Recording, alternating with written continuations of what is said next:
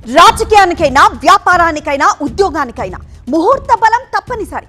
ఎంతటి వారైనా సరే సమయం సందర్భం శుభం చూసుకోవాల్సిందే. ఇప్పుడు కర్ణాటకలో సీఎంగా ప్రమాణం చేయబోతున్న డీకే శివకుమార్ కూడా తన ముహూర్త బలాన్ని పరీక్షించుకుంటున్నారు. సిద్ధరామయ్య రాజీనామాతో అందే వచ్చిన అవకాశాన్ని 10 కాలాల పాటు పదిలంగా ఉంచుకునేందుకు హోమాలు యజ్ఞాలు దోష నివారణ పూజలు చేసేందుకు సిద్ధమయ్యారు. ప్రస్తుతం అధిక జ్యేష్ఠ మాసం నడుస్తోంది. జూన్ 15 వరకు కొనసాగే జ్యేష్ఠ మాసంలో డీకే ముహూర్త బలం ఎలా ఉంది? ఏ రోజున ప్రమాణం చేస్తే ఆయన సీఎం కుర్చీ 4 కాలాలు కళకళ్లాడుతుంది?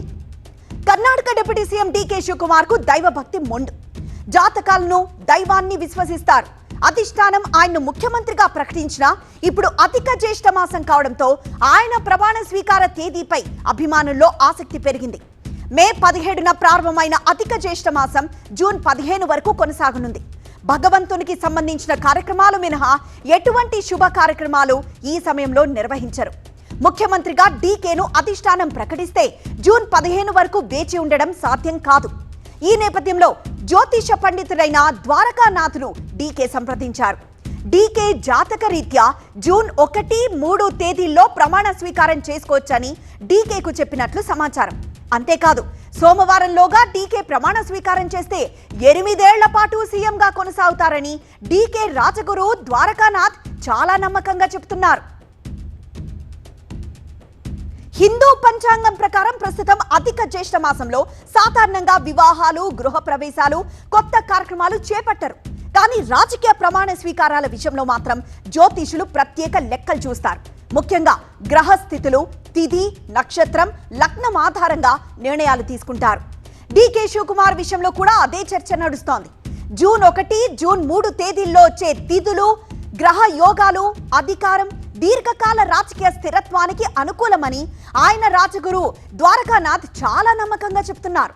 ముఖ్యంగా గురు, శుక్ర, చంద్ర గ్రహాల స్థానాలు రాజకీయ ఎదుగుదలకు ప్లస్ అవుతాయని, అదే సమయంలో శని ప్రభావం ప్రతికూలంగా లేకపోవడం డీకేకు బలంగా మారుతుందని చెప్తున్నారు.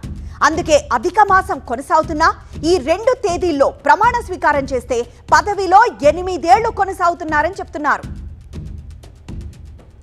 డీకే శివకుమార్ చాలా కాలంగా సీఎం పదవిని లక్ష్యంగా పెట్టుకుని హైకమాండ్ చుట్టూ రాజకీయ పోరాటం చేశారు.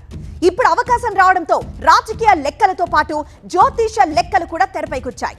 జూన్ 1, 3 తేదీల్లో పదవి చేపడితే డీకే రాజకీయ ప్రభావం 2033 వరకు కొనసాగే అవకాశం ఉందని అంచనా. అందుకే ఈ తేదీల్లో ప్రమాణం చేసేందుకు డీకే సిద్ధమవుతున్నట్లు ఆయన సన్నిహిత వర్గాల ద్వారా తెలుస్తోంది. అలాగే దోష నివారణ పూజలు కూడా డీకే కుటుంబం నిర్వహించాలని భావిస్తోంది.